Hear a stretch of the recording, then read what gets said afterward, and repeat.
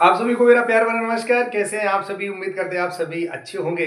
चलिए आज आपको हम देने जा रहे हैं एक और शानदार खुशखबरी। हर पल, हर खबर आप तक पहुंचाना एक हमारी जिम्मेदारी। उस जिम्मेदारी को मैं निभा रहा हूं और आप तक हर एक वो अपडेट पहुंचाने का प्रयास करता हूं।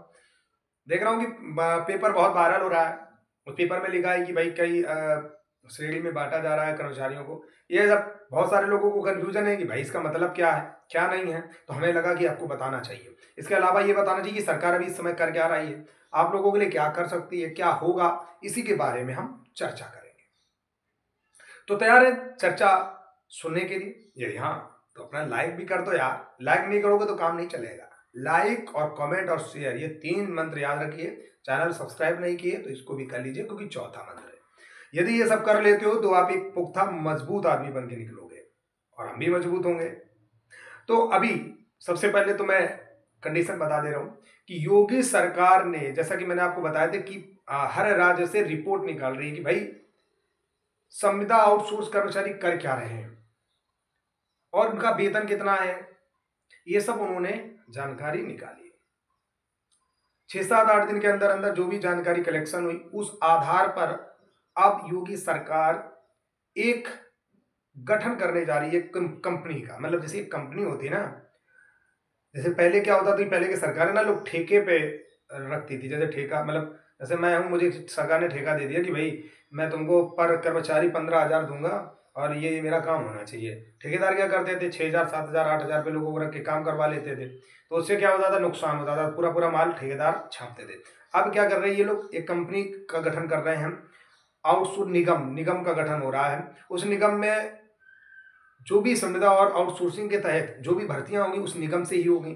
जो वेतनमान मिलेगा वो डायरेक्ट सरकार के द्वारा प्राप्त होगा।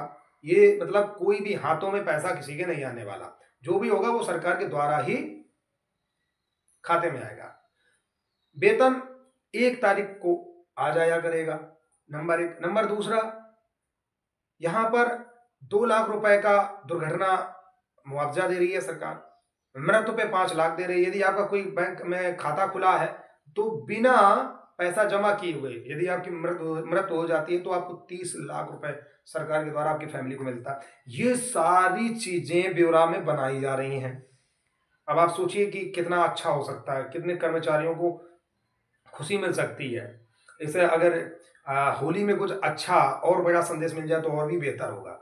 तो ये सब पूरा सरकार कर रही है। एक गठन बन जाएगा। इस गठन में एक जनरल मैनेजर रहेगा और एक मैनेजर रहेगा। जनरल मैनेजर का वेतनमान 1 लाख के ऊपर होगा। जो नॉर्मल मैनेजर होगा उसका 40,000 वेतन होगा।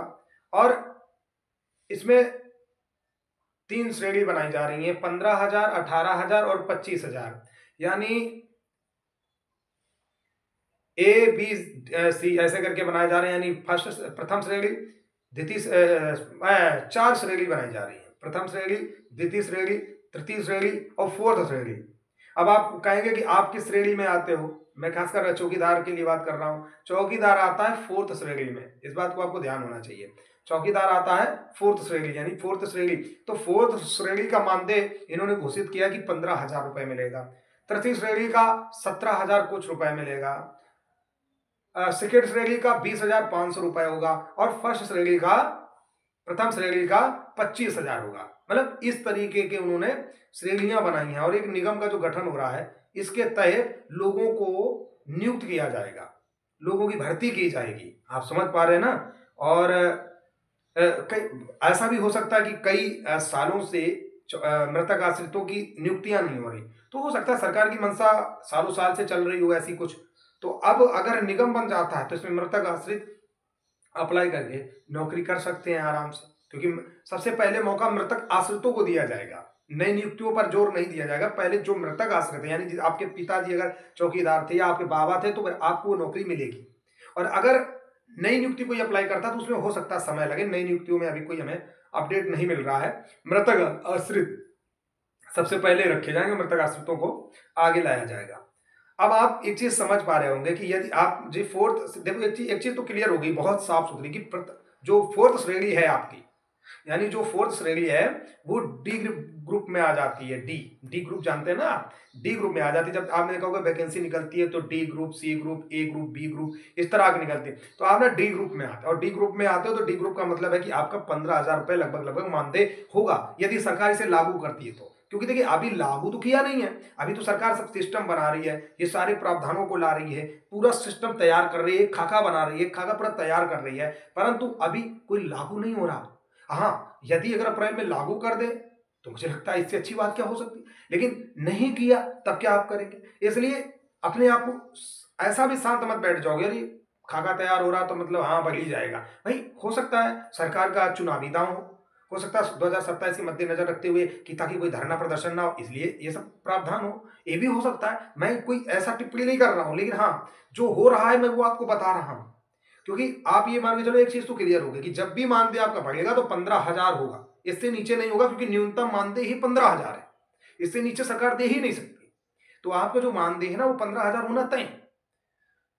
हाँ, यदि चौकीदार विभाग में अगर कहीं श्रेणी बांट दी जाए प्रथम और सेकंड थर्ड करके तो और मजा आ जाए कि भाई जैसे मान लो कोई बीएससी किया है तो उसको वेतन अच्छा मिल जाए, इंटर किया तो अच्छा मिल जाए, और हाई स्कूल 8वीं किया तो कितना मिले, मतलब ऐसा भी कुछ हो जाए तो बहुत अच्छी बात है। और यहाँ पे आपकी लाइफ सुधर जाएगी। अगर 15,000 रुपये आपको मानदेय मिलने लगता है तो मुझे लगता है कि आपको 26 दिन 28 दिन की ड्यूटी करनी पड़ेगी, बढ़िया आराम से, जैसे होमगार्ड पीआरडी वाले करते ऐसे करना पड़ेगा।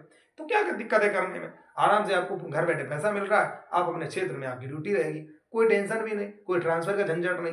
तो यहाँ पे एक चीज तो आपको क्लियर हो गई होगी कि यहाँ पर आपको फोर्थ श्रेणी में रखा जा रहा है, ठीक है ना भाई। अब तो आपको कोई कंफ्यूजन नहीं है। आप बहुत सारे चैनल देखते होंगे, बहुत सारे लोगों से मिलते होंगे, लेकिन आपको कभी भी इस तरह से सटीक कोई जानकारी नहीं देता होगा। एक जो होता है ना गाइड करने का तरीका, एक समझाने का तरीका, इस तरह नहीं आपको समझा पाएंगे। हमें मालूम है ना कि लोग सब अपने अपने हित में लगे पड़े हैं, किसी को किसी का हित नहीं चाहिए, पर मैं ये चाहता हूँ कि बस आपको एकदम बारीकियों से समझ में आना चाहिए।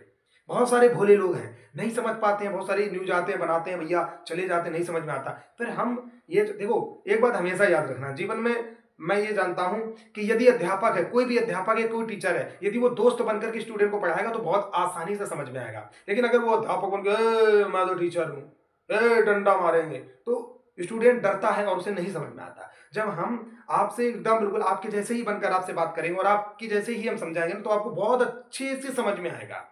और आप झूठ ना बोलना, जितना मैंने अभी समझाया सच्ची बताना, ईमानदारी से, आया ना समझ में, दिमाग में टन से घुस जाएगा, क्योंकि एक्सप्लेन करना पड़ता है, बहुत मेहनत पड़ती है वीडियो बनाने में, इसीलिए तो कष्ट होता है जब वीडियो शेयर नहीं होता, लाइक नहीं करते हो आप लोग, है ना। तो इसलिए कह रहा हूँ जब आप लाइक और शेयर जब कमेंट करते हो ना तो बड़ी हिम्मत आती है कि आपके लिए कर डालें कुछ ऐसा कि इतिहास बन जाए, है ना। तो परेशान नहीं होना है, बिल्कुल भी टेंशन नहीं लेना है, चिंता नहीं करना है। मेरे होते हुए यदि आप चिंता करेंगे तो समझ लो मुझे बहुत पीड़ा पहुंचती है। आप चिंता मत करो, मैं बैठा हूं आपके लिए, मैं मुझ पर आपने भरोसा बनाया ना, मैं आप देखिए आपका नाम तो मैंने पूरी दुनिया में पताका फहरा दिया है, अब नाम आपका हो ही रहा है, अब बस मुझे आपके सम्मान को बढ़ाना है, वो भी हम बढ़वाएंगे। धैर्य रखो, धैर्य मत खोना, हम जैसे कह रहे थोड़ा चलते रहो, सब अच्छा अच्छा होता रहेगा। देखो अभी सारी चीजें तो क्लियर हो गई, सरकार ने अपना पूरा खाका भी बना दिया और पब्लिश भी कर दिया, न्यूज पत्रकारों सबको बता भी दिया। ये तो है नहीं कि छुप छुप के सरकार कर रही है, ये तो सभी लोगों को पता है ना। अब बात आ जाती है कि लागू किसे कराना है। अगर मान लो ऐसा लग रहा है कि नहीं सरकार कुछ कर नहीं रही है, ऐसा नहीं हो रहा, तो हमें शांत नहीं बैठना। इसीलिए मैं आप लोगों से कहता हूं कि आपका सहयोग बहुत जरूरी होगा, आपका साथ और आपका सहयोग। जब आप साथ और सहयोग दोनों करेंगे ना तो हम लोग एक मजबूती के साथ उतरेंगे मैदान में, उतर करके सरकार से कहेंगे कि भाई साहब बस को लागू कर दीजिए, बस इतना ही तो कराना है। जब अपना जनबल दिखाओगे तो लागू हो जाएगा, समय नहीं लगेगा लागू होने में, है ये इसलिए मैं बोल रहा हूं। और मैं वैसे भी अब जल्द से जल्द उत्तर प्रदेश के अंदर भ्रमण करने वाला हूं, उत्तर प्रदेश में भ्रमण करने जाऊंगा। आप सभी से मैं उम्मीद भी यही करता हूं कि प्यारे मित्रों, निवेदन रहेगा कि आप सभी अन्य जनपद में सब जागरूकता बढ़ाएं, और यदि मैं किसी जनपद में जा रहा हूं तो आप वहाँ फटाफट पहुंचते रहें, हम बताते भी रहेंगे, अपडेट करते रहेंगे ग्रुप से लेकर के वीडियो तक। तो थोड़ा सक्रिय रहे चैनल पे, क्योंकि 2 महीने बहुत डंके की चोट पे काम करना है ना, बैठना नहीं है, काम करना है। उम्मीद करते हैं वीडियो अच्छा लगा होगा, लगा है ना तो शेयर करो, कमेंट करो। जय हिंद, जय भारत।